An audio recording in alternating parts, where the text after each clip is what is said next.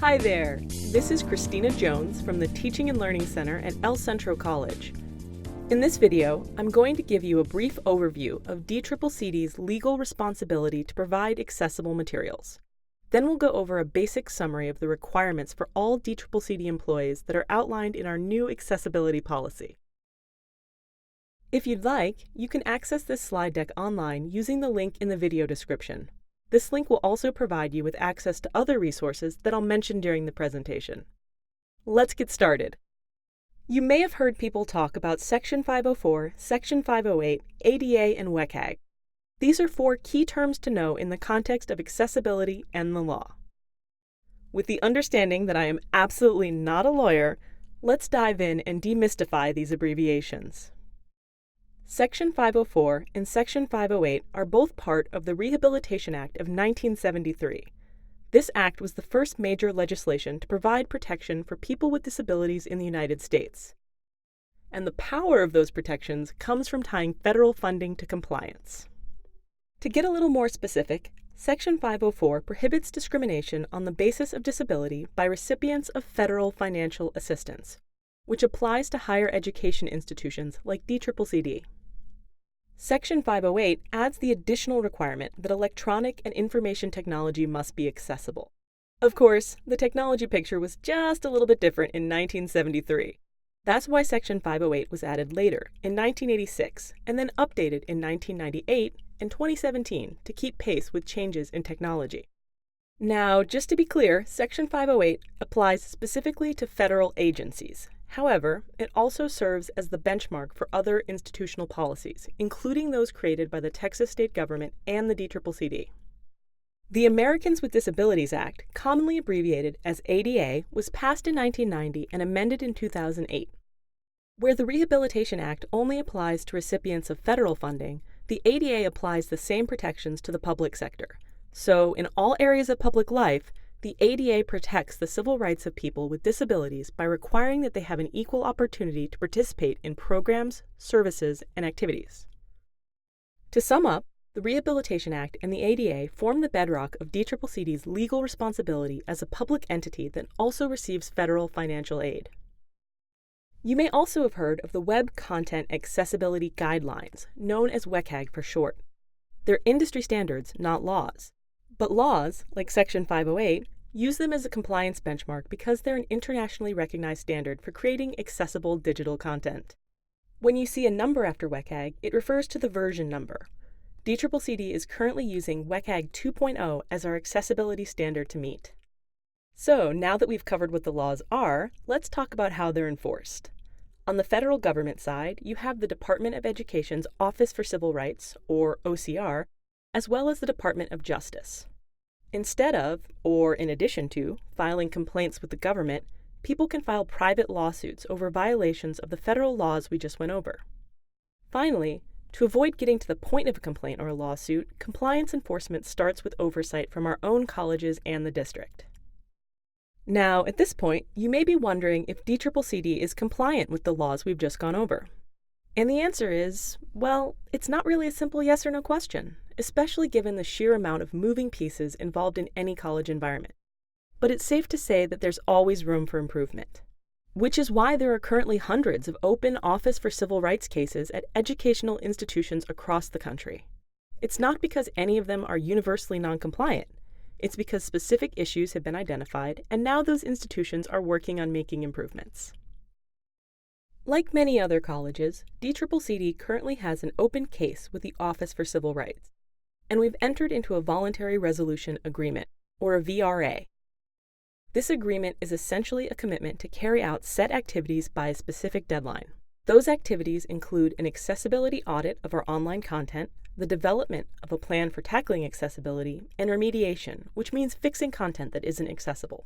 Our deadline for remediation is April 1st, 2020. The next logical question, of course, is what happens if we don't improve? First, there could be significant monetary penalties. These would not be small fines. It would be money that we cannot afford to pay. Another thing we can't afford is to lose our eligibility for federal financial assistance, like grants and loans for our students to attend college. And that can happen if we don't successfully complete our remediation plan. Finally, And most importantly, if we don't improve, people with disabilities will continue to encounter systemic barriers at DCCCD. And providing equal access isn't just our responsibility because it's the law. It's something we should do for the same reason that those laws were enacted in the first place. Because accessibility is about equality, and that makes it both the right and the necessary thing to do. To help guide our improvement efforts, the district adopted a new accessibility policy in December of 2018. If you want to read the full text of the policy, I've included a link on this slide. To put it very briefly, the policy basically states that all district resources and information and communication technology must be accessible. What that means for instructors and staff is that all digital content must be compliant with the Web Content Accessibility Guidelines, or WCAG. And that includes both materials that you create and those that you get from publishers, vendors, or other outside sources.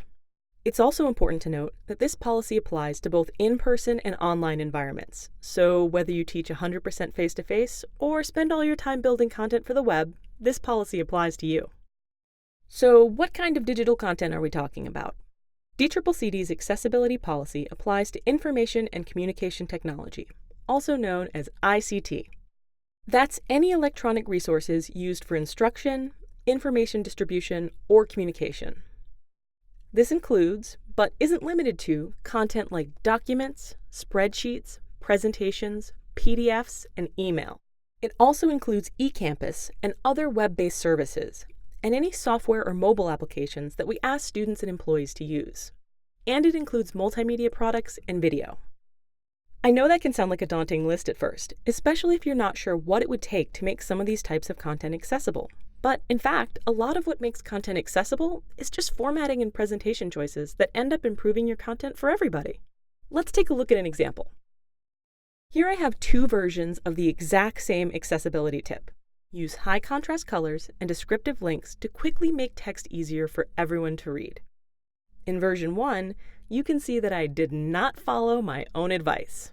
That light red is hard to read against the white background, and those links are just a pain to look at, much less to try to read. And that's to say nothing of what it would be like if I had to listen to a text-to-speech tool read those URLs to me out loud. It would sound a little something like this: https://www. And I will stop there because we get the idea. It's awful. And that's what people who are blind or visually impaired will have to sit through while a screen reader reads those full links to them out loud.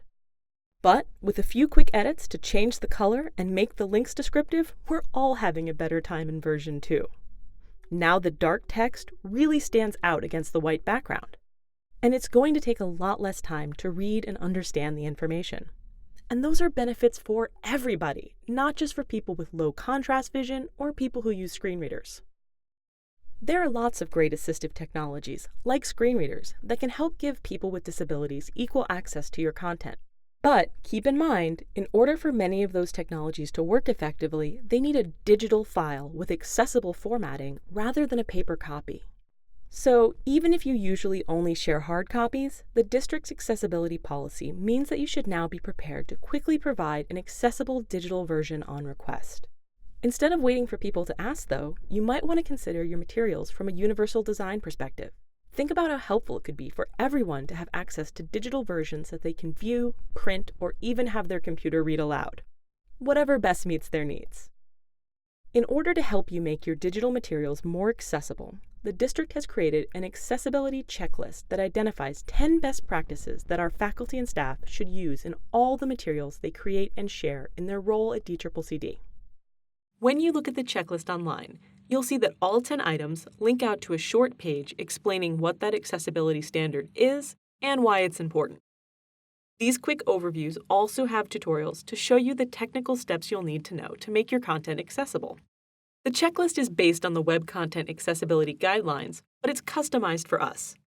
All 10 items are explained briefly, at an introductory level, and in terms of what we're most likely to encounter while doing our jobs at DCCCD. In addition to the online checklist, you'll also have other college and district resources to help you as you learn about accessibility and work on creating accessible content. Visit the Accessibility Support Resources webpage to see who you can contact at your college if you have questions about accessibility. The page lists support contacts for faculty and staff, as well as for students.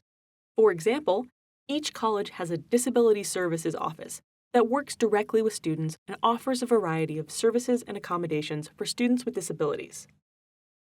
If you have questions about what services are available for students through your college, or how to handle a specific student request, your Disability Services Office is a great place to start. Finally, you can contact the District Accessibility Support Team by emailing accessibility@dccd.edu. To recap, here are the 5 key takeaways from this presentation.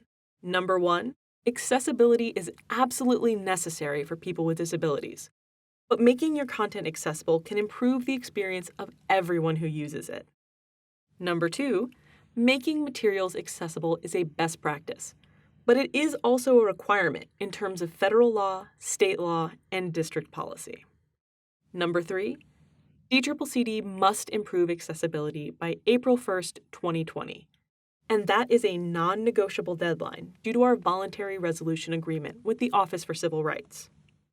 Number 4, your responsibility in relation to this deadline is to use the 10-item accessibility checklist to learn about accessibility best practices and then apply them to the materials you create and share at DCCD. And finally, you will not be alone in this project. Support resources will be available through the district and your college. While no one will make your content accessible for you, accessibility trainings, tools, and one-on-one consultations will be available as we work together towards this goal.